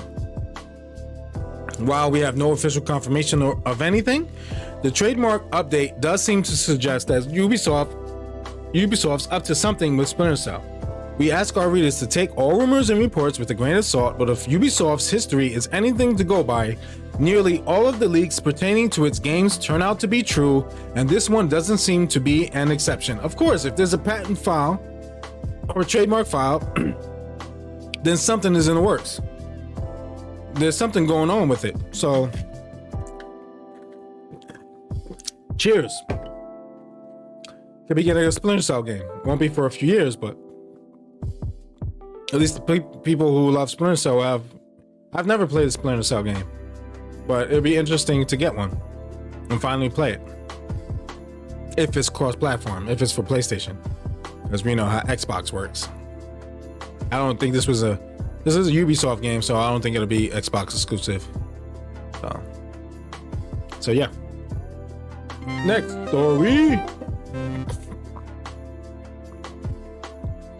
Enter the Matrix dev reminds us of how far games industry has come with the Matrix Awakens demo.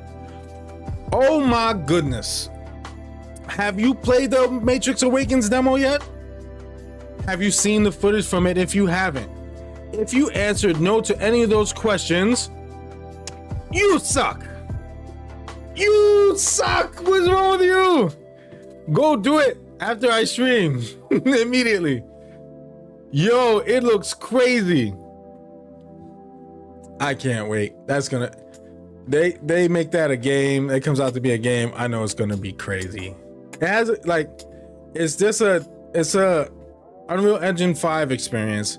It doesn't say if it's actually a game, if it's gonna actually be a game, but it needs to be. Oh, you're waiting till Christmas? Today's December 13th. That's a long time, man. Just play it. You got other stuff that you need to play on Christmas. Giving me a sense of new stuff to play. I get it.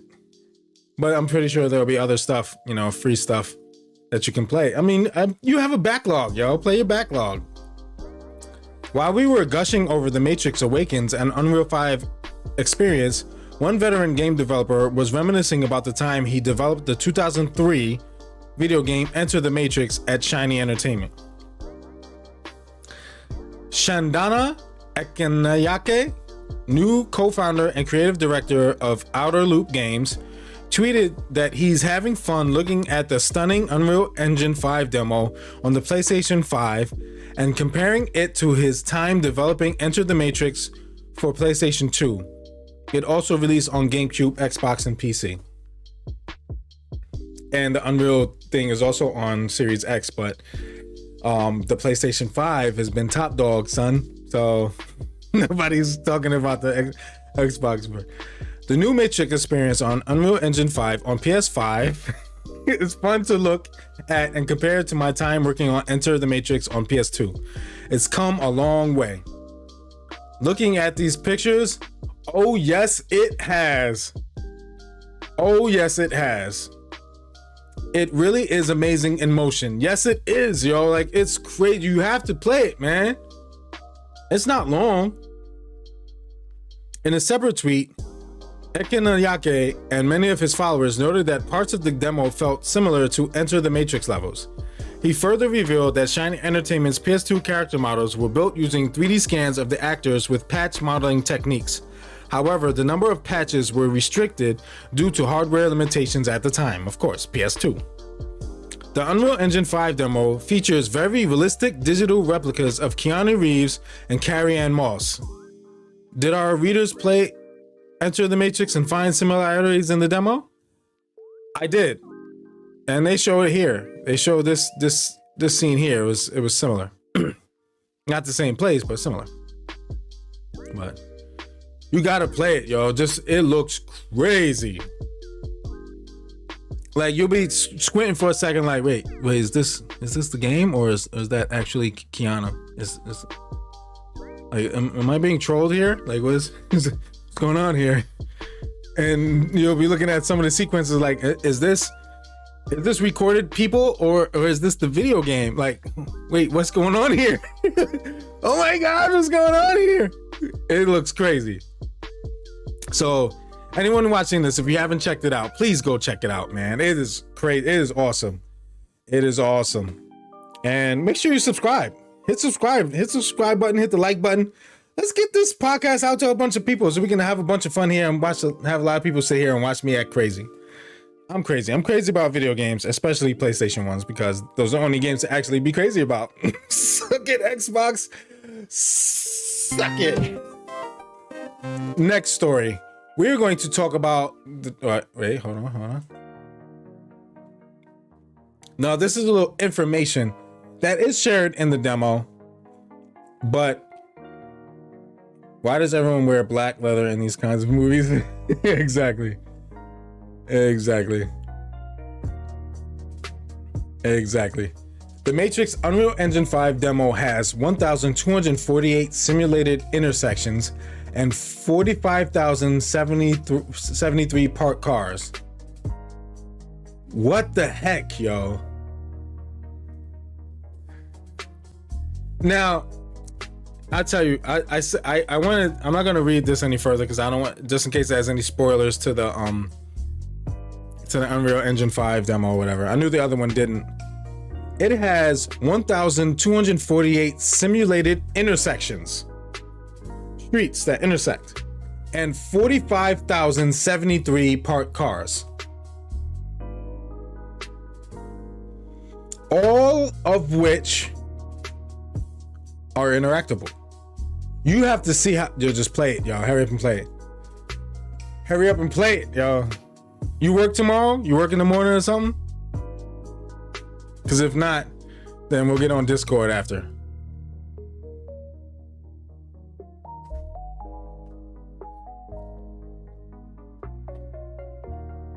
Let me know if you work tomorrow, or if you work later, then that's fine. But you said you're opener, but so if you know, let me know if you work tomorrow. If you do, you said, but you're up all night. I don't know why.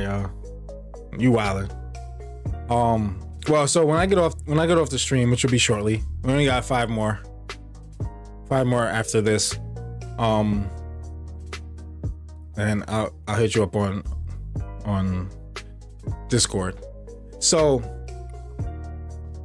I wanted to point this out because there are a lot of companies. Oh, you slept all day?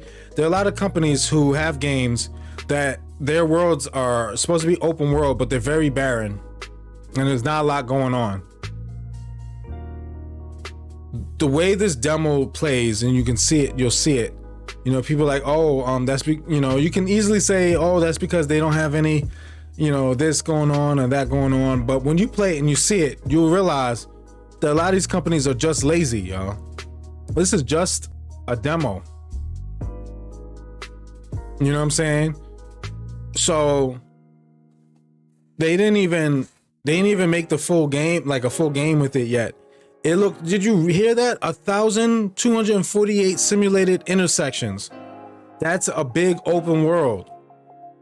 45,073 parked cars. That's a lot of things on the screen. You understand? There's people. There's cars on the road. Those are just the parked cars. There's cars on the road driving. There's people walking around. There's a lot going on. You understand? They can do better. Companies, you can do better. You know, PlayStation, you know I'm not talking to you because you do an excellent job. Great job, guys. So, you know I'm talking to you, Xbox. Suck it. Anyway, next story. Remedy says Alan Wake 2 will be its best looking game ever and will be a true horror experience. Remedy Entertainment's Sam Luke has said that Alan Wake 2 will be its best looking, most beautiful game ever by far, and there will be no compromises when it comes to its horror elements. I can't wait. This makes me want to play the first one, even though I watched Hollow play through the whole thing. Excuse me. In an interview with IGN, Lake revealed that Remedy will use its Northlight engine for the upcoming title because its developers have a good grasp of it. We feel that especially for this kind of experience, where atmosphere and stylization are more important than ever before, is that we know Northlight so well we can focus on certain things and push certain things forward, he explained. Elsewhere in the interview, Lake said that Alan Wake 2's M rating means there will be no compromises or content censoring when it comes to the game's horror elements. He called the rating liberating. Liberating, get it? For anything to do with Alan Wake, the story is very central. This horror story, Lake added. Let's do Remedy's take on a survival horror game and focus on story. The horror story is the psychological, layered, deep mystery to dive into. And yes, it's going to be scary, but it just works really, really well with the gameplay. Remedy has previously said that players don't need prior knowledge of the series to enjoy Alan Wake 2. The title is currently in development for the PlayStation 5 and Xbox and PC. It's expected to release sometime in 2023, which gives us time to play all this other stuff, man. You was just looking for the first one? Yeah, so I watched Hollow play the first one. Hollow's another YouTuber. Make sure you subscribe to Hollow. He's awesome if you haven't. Anyone watching? Yeah. So, next story. In case you missed it, Hazelight's It Takes Two grabbed Game of the Year at the Game Awards 2021. Full list of winners. Now I want to read the list of winners. We're not gonna get into Game of the Year.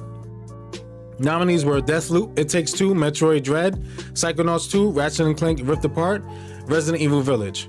It Takes Two won that. I think Ratchet & Clank should have won it, but you know, that's just me. But that's pretty cool that a game like that won Game of the Year. So we'll take it. Yes, it's remastered. Best Game Direction. Deathloop, It Takes Two, Returnal, Psychonauts 2, Ratchet & Clank Rift Apart. I personally think Returnal should have won that. I don't know why Deathloop won that. Deathloop shouldn't have won that. I'm pretty sure Deathloop is a really good game. You know, in Arcane Studios, you know, people don't give credit to Bethesda. That's Arcane Studios, baby, right there. All right. And I wonder if Arcane Studios is owned by Bethesda. And if they went with Bethesda to this Microsoft acquisition. Not sure. But I think Returnal should have won that. The direction of that game, I mean, I'm telling you, it's so different. That game should have won, y'all. That game is so crazy. But I never played Deathloop, so. Best Ongoing. Apex Legends, Call of Duty Warzone, Final Fantasy 14 Online, Fortnite, Genshin Impact, Final Fantasy 1. It should have. Final Fantasy has been going on for so long, and for it to be that amazing still, and just like stop hating people out there who hated on that. Indie. 12 Minutes, excellent game. Death's Door, never played it. Kena, Bridge of Spirits, PlayStation. Encryption, Loop Hero. Kena, Bridge of Spirits, 1. Yes, win for PlayStation, baby.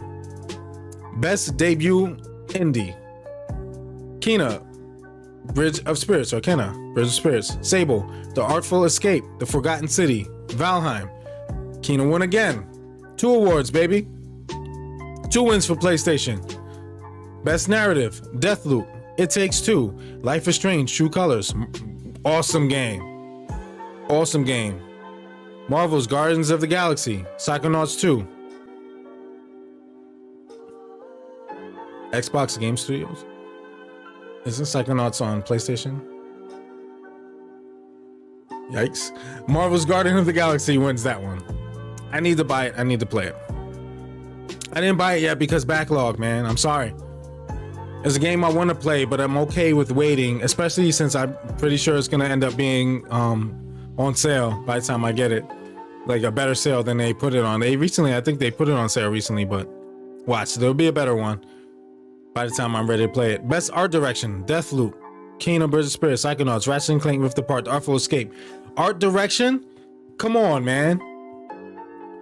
Ratchet & Clank looks like a whole Pixar movie. On point, too. Give it that win, yo. Best Score in Music, Cyberpunk 2077, Deathloop, Nier Replicant, version, a bunch of numbers, Marvel's Guardians of the Galaxy, Artful Escape, Nier 1. Best Audio Design, Forza 1 over other. Why? Like, is this a video? Is this a racing game? Who cares? Best Performance. The guy who played Alex Chen in Life is Strange. Wow, they chose Alex Chen. That's crazy. Giancarlo Esposito as Anton Castillo, Far Cry 6. I'm sorry, Erica Mori as Alex Chen. Jason E. Kelly as Colt Vaughn in Deathloop. Oh, guys. Maggie Robertson as Lady Dimitrescu in Resident Evil Village. And Ozioma Agaka as Julian Blake in Deathloop. So 2 people from Deathloop they didn't win, neither one of them. Resident Evil Village won that one. Games for Impact, Before Your Eyes, Boyfriend Dungeon, Chicory, Life is Strange, No Longer Home. Life is Strange ones, True Colors one. That game is a really good game. I tell you that, it's a really good game. Best Community Support, Final Fantasy won that one over Apex, Destiny 2, Fortnite, and No Man's Sky. Yes. Best Mobile Game, Fantasian, Genshin Impact, League of Legends, Marvel Future Revolution, Pokemon Unite. Genshin won. That definitely had to win. That game is really fun. Even though I don't play it on mobile anymore. I play it on PlayStation 5. Best VR/AR. Hitman 3. I Expect You to Die 2. Lone Echo. Resident Evil 4. Sniper Elite VR. Resident Evil 4 won that. Wow. Best Action.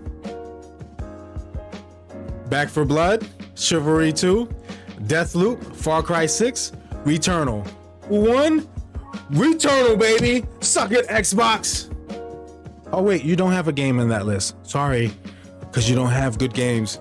It's another one! Ha! Returnal 1, I told you, that game is amazing. Best Action Adventure. Guardians of the Galaxy, Metroid Dread, Psychonauts 2, Ratchet & Clank, Resident Evil Village. My Metroid Dread won. Nintendo had to win something, right? Best Role-Playing, Cyberpunk, Monster Hunter Rise, Scarlet Nexus, Shin Megami, Tales of Arise. Tales of Arise won. I don't know what the game is. I never played it. Best Fighting, Demon Slayer, Guilty Gear, Melty Blood, Nickelodeon All-Star Brawl, Virtual Fighter 5. Nickelodeon was nominated. Wow, Guilty Gear won though. Best Family Game, It Takes Two, Mario Party Superstars, New Pokemon Snap, Super Mario 3D World, WarioWare. Of course, it's a bunch of Nintendo games, and then It Takes Two. So I'm glad It Takes Two won. Best Sports Racing Game. So they put sports and racing in the same. Why? And 2K's not even in there. We got FIFA, F1 2021, Forza 5, Hot Wheels Unleashed, and Riders Republic. I mean, if that's your competition, you know, of course Forza's popular. It's like one of the only games that they can talk about on Xbox. They're like, oh, this game is so awesome. It looks good, yeah.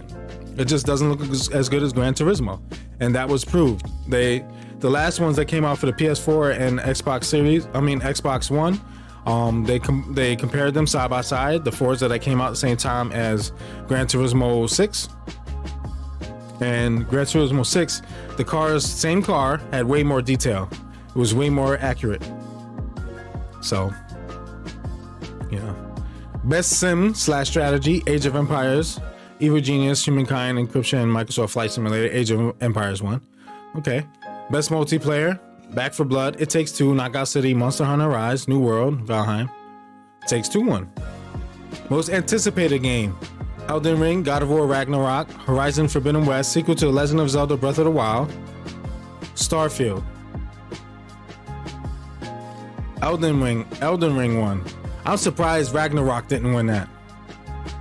I don't think Elden Ring is more anticipated than God of War. I'm sorry. I don't think it is. But it won. It's okay. As long as Starfield didn't. Get that game out of here. Innovation and accessibility presented by Chevrolet. Forza 1. Over Guardians of the Galaxy, Ratchet and Clank, The Veil, Far Cry 6. You know, who cares? He said then it might be. Over Ragnarok? I don't know. Well, maybe. I mean, either way, I believe it's a PlayStation exclusive. Is Elden Ring going to Xbox? I don't know. It is From Software and Bandai Namco. So I am not sure. Content Creator of the Year. Dream won over Fuslie, Gauls, Ibai, and the Grefch. I don't know those people. They need to have Pablo Man 44 up there. They're only looking at these content creators who have somehow garnered a big following. That doesn't mean that you're a good content creator, because I watch a lot of streams with people who have a lot of viewers and a lot of followers and they suck at this. I don't know how that many people started watching them and why there aren't that many people watching me, but it's okay. Yeah, I hate, congratulations. Best esports game, League of Legends, over Call of Duty, CSGO, Dota 2, and Valorant. I'm just glad Valorant hasn't won any of this. Games like that need to go away. I'm sorry, get all these Fortnite-y, these freaking Battle Royale games out of here. Like, I'm tired of them. Best esports athlete, Chris Simpler. Here, I don't know these people. All right, Alexander Simple won. Look at their names. Best esports team, Natus, Vincier, and CSGO. They won. Atlanta FaZe was Call of Duty. Look at this. Look at this. Best esports. Oh, we don't care about. You know what? It's just esports stuff. I'm not really big into esports stuff, but League of Legends World Championship won the event. They won the team. No, CS:GO won the team. They won the. Never mind. Oh wait, the game. They won the game and the event. All right, next story. That's enough of that. Alan Wake 2, Quantic Dream, Star Wars, Wonder Woman game. Here's everything announced at the Game Awards. Let's go down this list of things announced. Alan Wake 2, Star Wars Eclipse, which may not come out for 3 years. Wonder Woman, just a trailer. My brother here, he called it. Arc Raiders. Forspoken. We already knew Forspoken. I don't know why that's an announcement, but it definitely, showed a little more, and we got a 7 month away, I think it is, from now. Release date. Sonic Frontiers and movie sequel. Yes, the game looks awesome, and the movie's definitely gonna be crazy. Star Trek Resurgence. Not a Star Trek-y kind of guy. The Expanse, a Telltale series, which is crazy. Expanse. It's a prequel to the television series. Oh. I'm sorry. Slitterhead. Slitterhead. Slitterhead. Bokeh Game Studio, whatever it is. Slitterhead is an action adventure game by Silent Hill, Siren, and Gravity Rush creator Keiichiro Toyama. No further information is available at the moment. Persona 4 Arena Ultimax. Headed to the PS4, Nintendo Switch, and PC worldwide on March 17, 2022 for $30. Another Persona, like, spin-off. Persona has a lot of stuff. There's like 1,000 Persona stuff. Texas Chainsaw Massacre. Based on the 1974 film, The Texas Chainsaw Massacre is an asymmetrical multiplayer horror game in development at Sumo Nottingham. Release information and platforms were not announced. The trailer below survived YouTube's age gate, so check it out. I didn't know this was a video game. I thought it was another movie. I thought they was gonna make another Texas Chainsaw Massacre movie. I will have to watch that later. Let's add to watch later. I should have did that with the other one. It would have been easier, but it's all good. A game based on true events. Wow. So I'm wondering, will it be like Dead by Daylight and, you know, how Friday the 13th was? Will it be games like that, or will they have a different take on it? Stumbleverse. Yes, I said Stumbleverse because why? Why? Barf. Sorry. Among Us. Be sus on PlayStation VR, Meta Quest 2, and Steam VR. We just don't know when. That's sus. Exactly. The Texas Chainsaw is real events? Yeah, you know, when they say based on real events, you know, they can have one element that was based on something that actually happened and make up everything else. And still say it was based on, you know, they still have the right to say it was based on real events. Any part of it based on something real. A car in the movie being in the place that it was based on a true event. Oh, this car really did on that day, you know, of that we're saying this date of 1964 in Texas, this car did get hit with a chainsaw, but not for the same reason in our movie. Then they can say based on true events. So when I see that, I'm like, you know, it doesn't mean that the movie is like something that happened, you know, completely happened in real. But yes, the guy Edward Gacy, I believe that's his name, Ed Gacy, in the place, yeah, in Texas, in the location, that stuff was real. He did skin some people, and I think he did wear their faces. But all the other stuff was, you know, sensationalized, added around it. It was made, you know, to beef up the, you know, the movie, to make it more of a story, like a deeper story. So Warhammer 40,000 Space Marine 2. This is a third-person action game being developed by Saber Interactive. Okay, we're not gonna read all that stuff, but Warhammer was announced. Babylon's Fall. Don't know not much about that. Last but not least, Horizon Forbidden West. The new Threats gameplay trailer. I don't want to see any more about Horizon Forbidden West. I just can't wait for the game to come out. Those were all the announcements, except for, don't forget, the announcement we'll get to. We talked about it earlier, actually. I'm sorry. When Guillermo del Toro said, "Oh, you know what Fran says I like the art direction for it? Silent Hill. Oh, we get another one of those." I did a video on it on my YouTube channel. Check it out. The Dad Level. Make sure you go check out my YouTube channel. Make sure you subscribe, you like and share the videos. Leave some comments. Let me know what you think of the videos so I can get some feedback. Maybe I can see what I'm doing wrong, what I'm doing right. You know, what you want me to talk about, what kind of videos you like to see, what video series you would like to continue. You know, maybe if you want to do some collaborations, you know, things like that. So hit me up on my YouTube channel, The Dad Level. THEDADLEVEL, in case I'm speaking, you know, with an accent or something. Right? So yeah, him and Kojima did go out and say that the next Silent Hill game is coming soon, by not saying it, but being there and saying what they said, and even mentioning Silent Hill. Come on, watch the video. Next story. New GTA Online story, The Contract, features Franklin Clinton and his new best friend, Dr. Dre. The first new story content for GTA Online, The Contract, will be arriving next week. When was this story published? December 9th. So it should be coming this week. The first new story for GTA Online, The Contract, will be arriving next week. The Contract will take place 5 years after the events of Grand Theft Auto 5 campaign. By this time, Franklin Clinton has formed his own celebrity solutions agency, and his first client happens to be none other than Dr. Dre, who has some new music he'll be sharing with players.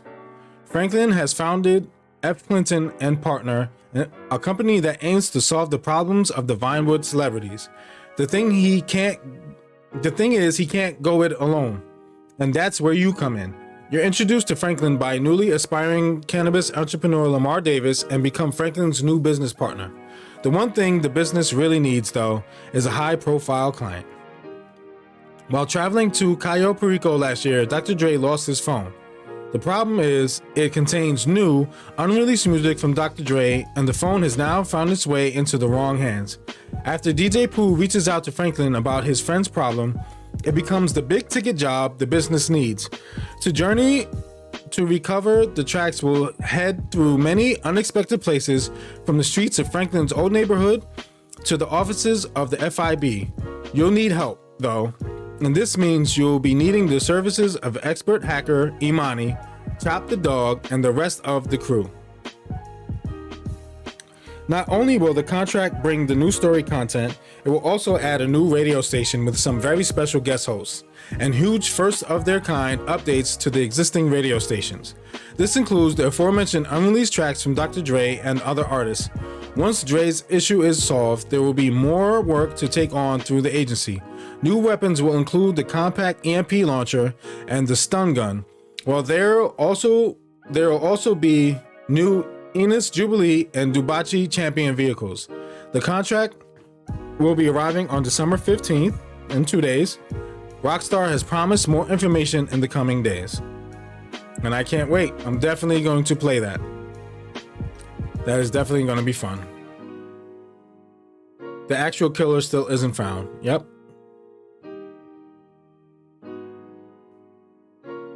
I don't know. But yeah, when they say games or movies are based on actual real events, it's loosely based. It could be any aspect of a story that they use means it's based on it somehow, you know. So next and last story. You know what it is. You know what it is. You know I had to go there. I'm not ending this journey in this rabbit hole. I am actually digging deeper ever since those comments by Del Toro. Abandoned to get playable prologue at the start of 2022. Maybe even before that promised trailer. This is what got me when they said that. I was like, you know what? They did promise a trailer that they never, never gave us, and now they're talking about, doing some gameplay teaser or whatever, a playable prologue. The furor over Abandoned, the not Kojima developed horror shooter survival liars game from Blue Box Game Studios, has died down. No, it has not. Perhaps this is why the game has only received a brief update on the PlayStation 5 that could be easily missed unless you went looking for it. As spotted by Push Square, this update states there will be a playable prologue arriving for Abandoned soon. The update can be found by locating the Abandoned Real-Time Experience app on the PlayStation Store on the PS5, or the app itself if you already have it installed. In the news section, the latest update says, "We are excited to announce that the prologue chapter releases Q1 2022. A specific date will be announced shortly. Stay tuned." According to a FAQ on the developer's website, the playable prologue is a standalone game with its own set of trophies on PS5. So far, the Real-Time Experience app only contains a brief 5-second teaser, more like 4 seconds, one that was already available to view on Twitter before it became available on the app. At the time, the teaser also said there will be a cinematic trailer coming soon, as well as the aforementioned playable prologue. Game creator Hassan Karaman, Hideo Kojima, who went on to promise the trailer would arrive would arrive really soon, but that was back in August, and there's been no mention of it in the 4 months that have followed. It's still supposed to arrive before the playable prologue, but whether that actually happens remains to be seen. According to the FAQ, the reason for the repeated teaser in the app was because the team had to trim the opening teaser because of technical issues. Liars. They also say the game was announced too soon. The early announcement and all of the rumors surrounding the involvement of Hideo Kojima meant the game attracted a far bigger audience than the studio was anticipating. The studio decided they needed to polish the game more before its debut, and even now, the game isn't ready for the public eye to see. Abandoned won't even be the game's real name. This is supposed to be announced during a gameplay reveal. The app launched with empty spots for a cinematic trailer, another trailer, a release trailer, and 2 gameplay demonstration videos. One of these have received mentions in the latest announcement, and it could be that we now skip straight to the playable prologue. We'll just have to see what, if anything, happens next. Now, like it says, Abandoned is not the name of the game. The name of the game starts with an S and ends with an L. Starts with an S and ends with an L. Starts with a silent and ends with a hill. Starts with a silent and ends with a hill. Starts with an S and ends with an L. Silent hill. Silent hill. Ooh. I'll write it for you. Silent Hill. So no, I do not believe that they are coming out with a game under the Blue Box Studios brand. I believe the Blue Box means PlayStation, as their logo looks just like the PlayStation Studios logo. And Hideo Kojima and Hasan Karaman, oddly enough, have the same initials. And Hassan, I believe, translated into some language that they said is Hideo. Same name, same person. We don't get any tweets from him, just random ones around the same time that Hideo Kojima tweets. I'm still believing it's all a front. It's a big catfish, and they're gonna reveal this big Silent Hill game and or Metal Gear game. It's got to be both. I feel like it's both at this point. And you know, we were talking about it because I have to go here. That trailer thing that PlayStation did at their game event, you know, a couple of months ago, back some months ago, where they had a bunch of, you know, it was like people with chess players and stuff like that, and there was a bunch of little Easter eggs that people found with games and stuff. A bunch of that stuff is starting to come out. Like, they're showing like actual reveals for this stuff. So it's concluded that there's a bunch of teasers in there, and they said that there's a bunch of teasers, and there's some things in there that have not yet been announced. One of them is, there was that scene that I focused on because, you know, I'm a big Silent Hill guy. So you knew I was on it. It's the scene where there's a desk with there's a security guard, and the lady that's going through the trailer, she's trying to infiltrate this place. She's sneaking past the guard,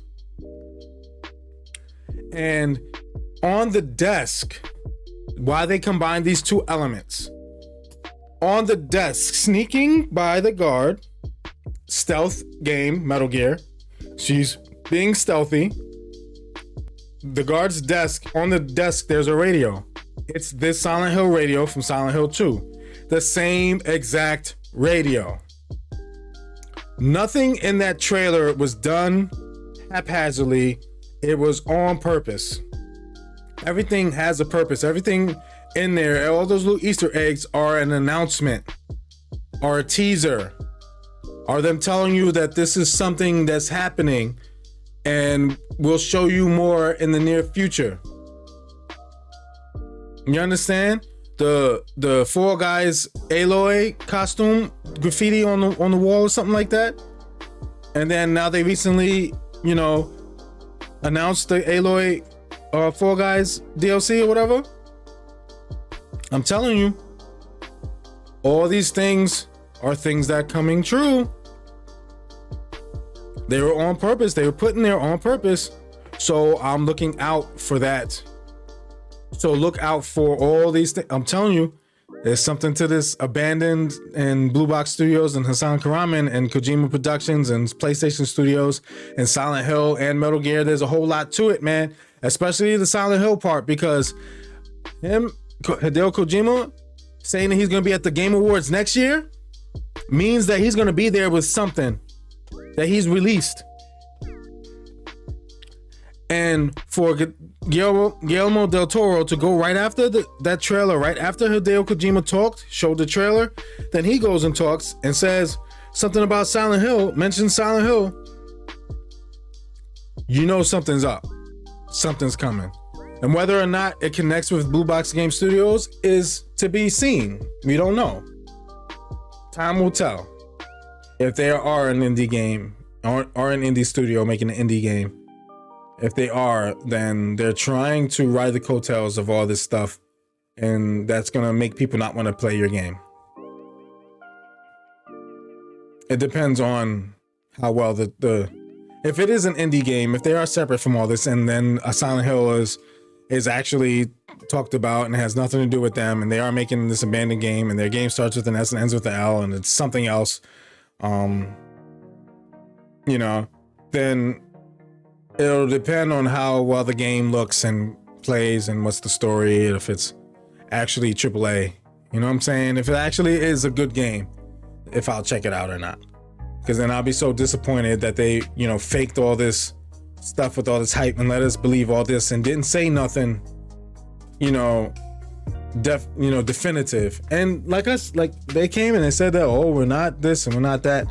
But they said it in a weird way and very cryptic. And, PlayStation hasn't come out and Kojima hasn't come out and said, we have nothing to do with them. This is their indie game. They're actually an indie studio. They haven't. So, and like I said, PlayStation has a whole indie section and they're not talking about it there either. And they weren't even talking about it there during all the hype. So when it was in everybody's mind and in everybody's mouth and in everybody's headline, they didn't talk about it then. So that tells me they're not indie. So anyway, thank you for tuning into the Play Level Podcast this week. This is the 20th episode. 20 episodes, yeah. That is 20 weeks we've been alive playing, doing the Play Level Podcast and having a lot of stories to talk about. We've discussed a lot of video games and rumors, and we've taken a lot of shots at Xbox, and we've had a lot of fun and shenanigans. This is the 20th episode. I look forward to 20 more, 40 more, 100. Let's get to the 100th episode. I can't wait. That'll be fun to get to episode 100. And I pray that by the time I get to episode 100, we have 100 people here consistently watching, at least. It's going to take a lot of work. It's going to take a lot of time, a lot of dedication, but I want to get there. I want to get there to where I have people consistently watching my stream and watching my YouTube videos and getting like 100,000 views on my videos and get 100,000 subs and turn that into 200,000 and then 500,000 and then 1 million. Because I love to do this, man. I have fun making YouTube videos. And speaking of YouTube videos, I just put up one recently about this Silent Hill stuff, about the Game Awards thing with Hideo Kojima and Guillermo del Toro.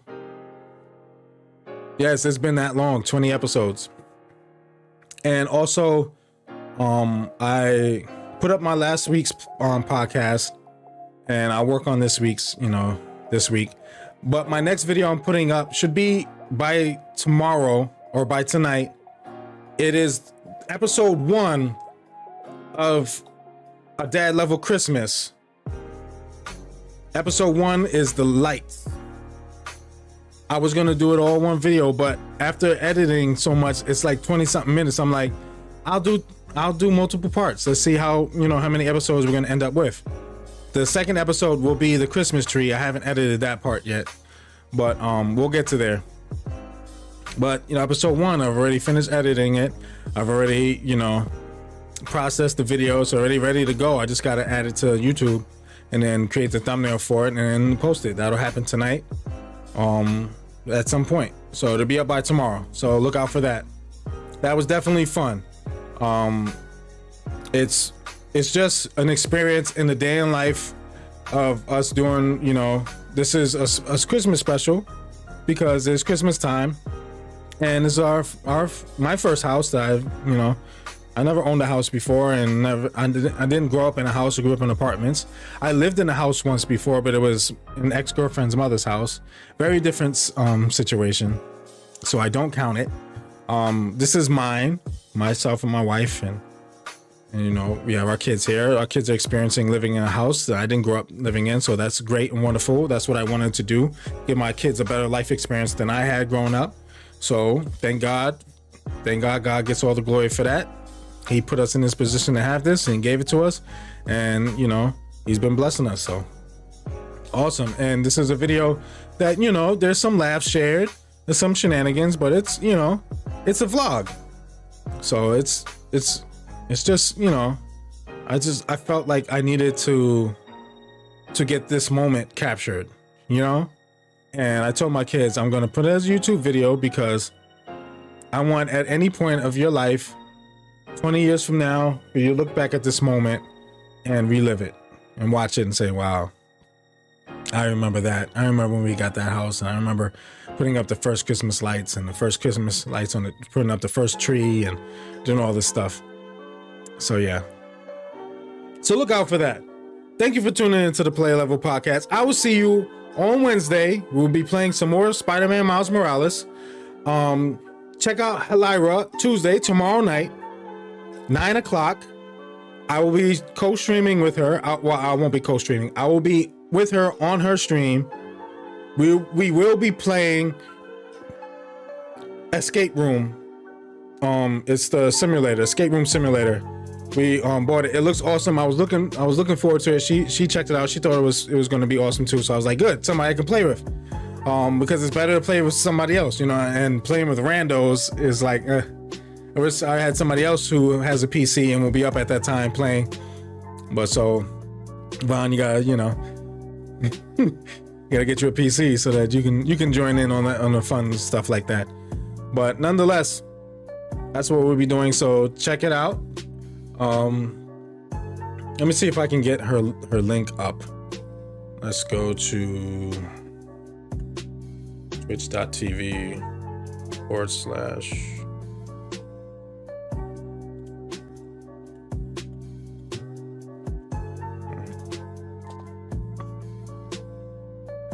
Here we go.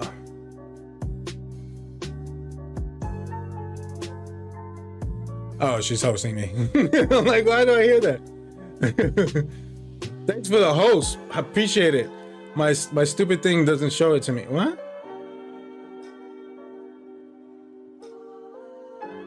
I'm trying to type this thing in and it's typing in the wrong thing. All right, there we go.